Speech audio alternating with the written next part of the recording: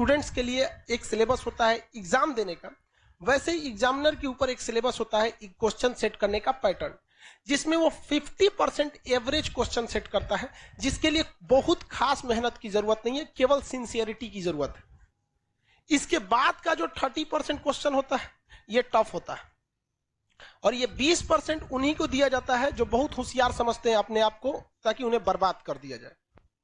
ये 20% क्वेश्चन किसी कीमत पे आपसे नहीं हो सकता है। देखो बहू, ये 20% कब हो सकता है? बोर्ड के एग्जाम में।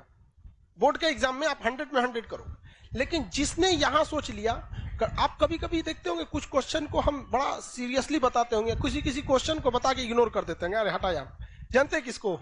ये 20% वाले। रीजन क्या है कि आपको हर एक सब्जेक्ट देखना है। हम ये 20% भी बढ़ा सकते हैं, लेकिन फिर दिक्कत क्या होगा? फिर आपसे रीजनिंग गया काम से, आपसे इंग्लिश गया काम से, मैथ गया काम से, सब चीज चौपट होने लगे। तो आपको क्या बनना है? जर्नलिस्ट बन रहा है, स्पेशलिस्ट नहीं बनना है।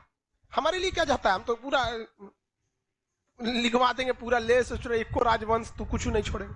लेकिन फिर भी हम क्या करते हैं? कोशिश यही करते हैं कि कम से कम ये वाला तो ससुरा किसी कीमत पे ना छूटे, ये वाला नहीं छूटे। रिजल्ट यही दिलाता है। जिनका कमांड इस पर हो गया उनका रिजल्ट हो जाएगा। इसको कभी नहीं देखना है। इवन मैथ में देखिएगा क्या होता है। हम तो मैथ के टीचर नहीं हैं जो हम आपको मैथ के बारे में समझाएं, लेकिन लड़का को कभी कभी देखते हैं, एक लड़का यहीं के लाइब्रेरी में कभी कभी चले जाते हैं हम भी, एक बार रात में देखे लड़का सीजीएल की तैयारी कर रहा था, कैट का मैथ बना रहा है। मतलब क्या कर लोगे यार?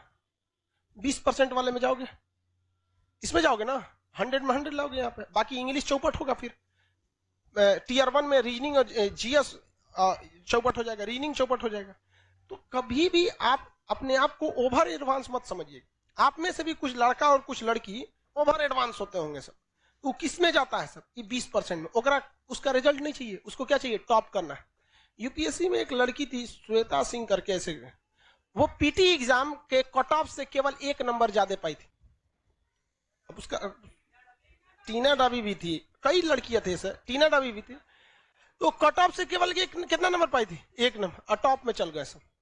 बहुत से ऐसे, केवल टीना डाबी या श्वेता सिंह का एग्जाम्पल नहीं, ऐसे हजारों के एग्जाम्पल मिले कि कट ऑफ से केवल कितना नंबर? 1, 2 या 3 नंबर ज्यादा, और उसके बाद जब ओवरऑल मेंस का आया तो पूरे ऑल ओवर इंडिया में चले गए। तो ये ऑब्जेक्टिव में आपको ये डिसाइड रखना है कि कुछ ऐसे चीज रखिए कि जो हमसे भगवान भी नहीं छीन सकता है। कौन सा? ये 50% वाला। ये 50% आपसे पढ़ाई मांगता ही नहीं है, केवल सिंसियरिटी मांगता है। हम जितना पढ़ा रहे हैं, आप घर जाके उसको सरसरी निगाह से 10 बार देखिए, बस 20-25 मिनट देखिए, ये आपसे कोई नहीं छीन सकता है। सब लोग को समझा रहे हैं, रिजल्ट देने के बहुत कम हम इस सब पे चर्चा करते हैं। आते होंगे, देखते होंगे कल कहां तक पढ़ाए थे, चल दिए आगे। इस पे ध्यान दीजिएगा। उसके बाद मेहनत इसे करना है। इस वाले कुछ ऐसा क्वेश्चन आता है ना कि कभी कभी देख के सोचो हमारा दिमाग जल जाता है। अजीब टाइप का क्वेश्चन पूछ देता है यहाँ पर। तो कौन सा है? 20%। उसमें कभी मत पढ़िएगा। किसमें पढ़ना है आपको? ये दोनों। ये तो सब लोग को आता है मार्क्स। कोनो एग्जाम में बैठिएगा, आपको ऐसा थोड़े 0 पाके आइएगा, लगभग तो इतना ही आएगा। इस सब में ध्यान से लेके पढ़ना है।